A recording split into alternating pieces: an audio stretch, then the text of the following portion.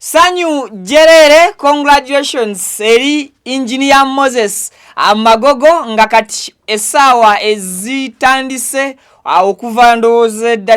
dakiika basaawa z'emabega afuuse Ssalongo mbutongole. Omukyala speaker wa parliament ye-11 omukyala Anita among amaze okuba nga akubawo lino liba Azadde oba ekirabo eky'abaana era nga Mukama amusobozesezza bw'atyo n'afuuka Nnalongo mu bujjuvu. Essaawa zino ye Nnalongo tusoosa kitiibwa kya Nnalongo oba tusoosa kitiibwa kya sipiika.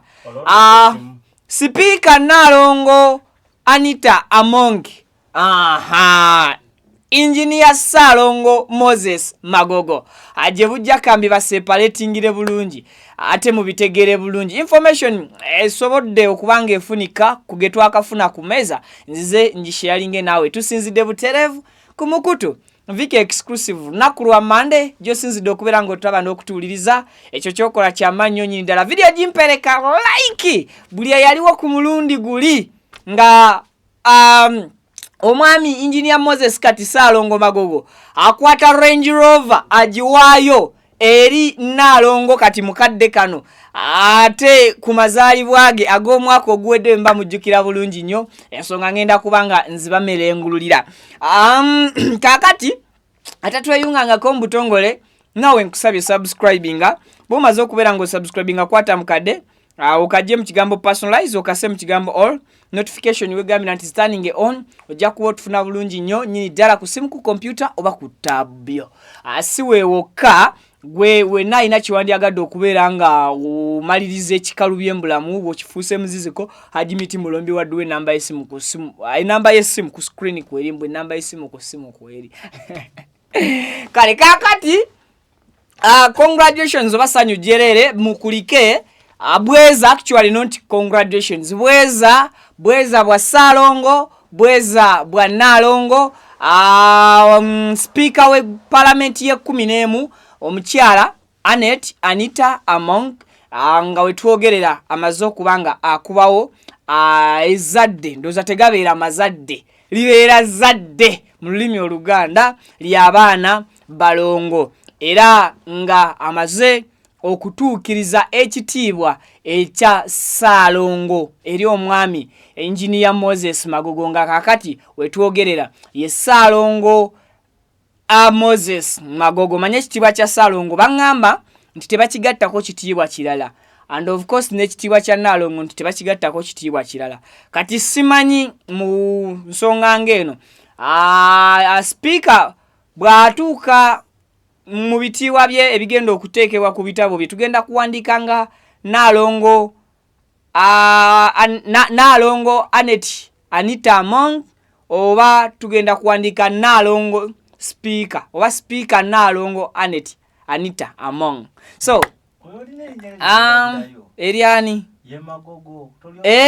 actually Mrs. and Mr. Magogo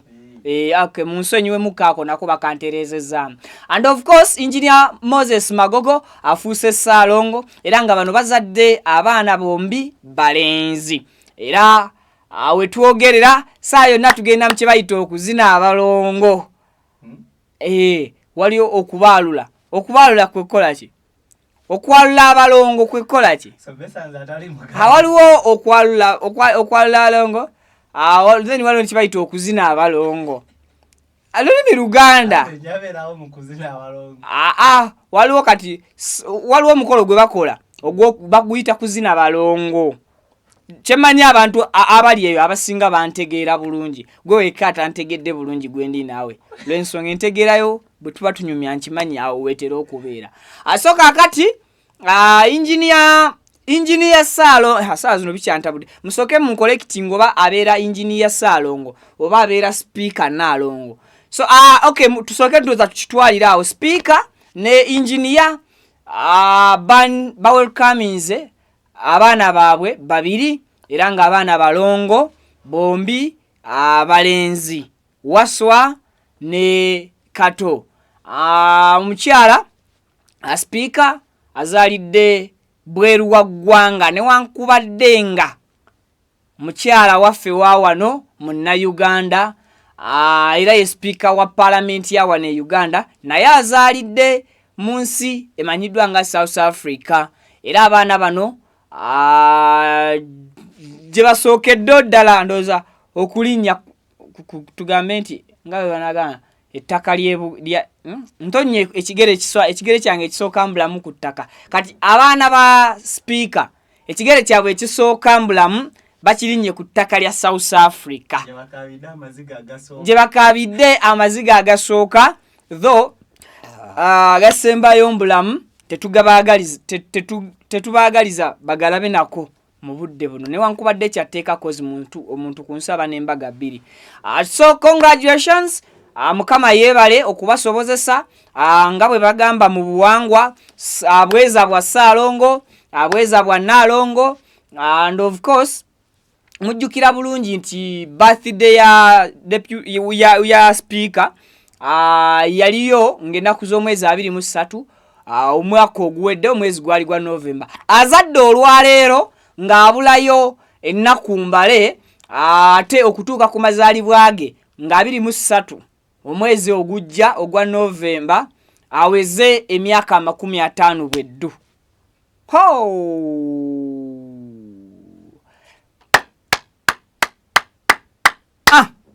Mukama wa maanyi temuddeyo ne mugamba nti no okukeera okuzaala kibi n'okulwawo okuzaala kibi. Mukama bw'aba yakugerekera nti olizaalira kwana mu 9 ojja kuzaala. Nammwe abadimandinga abantu okuzaala amangu ng'abalina gye balaga mu kikomye mukitegedde. Speaker Azadde ng'abulayo weeks okuweza emyaka 50 ate Mukama n'amuyamba n'azaala abo 2 omulundi gumu. So kati gwe singa oba wazaala emyaka 4 emabega noddamu ne wespacing nja kuddamu kuzaala omwana omulala myaka 4 mu maaso, omukyala nga ekyokulabirako nga kino kitulaze nti okuzaala tekupapirwa naye ate enteekateeka za Mukama nazo tebazongerayo. So Mukama yali yamutegekera kino nti wakuzaalira ku myaka gino era wakuzaala mu kitiibwa ekyo ng'afuuse speaker era omwana we talizaalibwa mu Uganda alibeera atonnya ku ttaka lya South Africa newankubadde speaker yaliba wa wano e Uganda era nga naye munna Uganda. Kansubirako nako mukategedde. So ebisingako ku nsonga eyo nja kuba nkomawo mbibawe empozi mbagambye ku birthday yaggwa engineer Moses Magogo yakwata ekirabo kyeyawa omukyala nga bonagamba nkugulidde ka cake ku birthday yo kunze nsasudde biru y'ebyokunywa nkugulidde ekiteeteeyi nkugulidde ekintu kati engineer Moses Magogo ku birthday ya Nnalongo kati Anita Among yakwata Range Rover Sport mpyatuku n'agikwata n'agimuwa ng'ekirabo eky'amazaalibwa. Olaba yamuwa kirabo kya Range Rover nga ekirabo ky'amazaalibwa kati ku luno kaakubyewo ezzadde lya Bbalongo. What do you expect? Otya omukazi bw'asanyuka ennyo yeesumulula abatasanyuse manyigako tokyogera jjukira tuli ku mboozi ya speaker era Nnalongo. So kati n'olwekyo nsaba ebigambo ne mu comment mukozese bitonotono tuteekemu eggwanga lyaffe ekitiibwa. Abalongo ate mukimanyi bookya singa mwogera obubi kyovula batwekomeko mbombefu nenga congratulations. Mukama ayongere kubeera nga blessinga bufumbo bwammwe, ayongere kubanga blessinga abaana bammwe bemuzadde, and of course fenga viki exclusive tusanyuka n'abasanyuse tukaaba n'abakaaba situmanyi oba betusanyukirako basanyuka naffe oba betukaabirako bali tukaabira geego gensobodde okubawa mukadde kano tusinkane mu updates eziddako.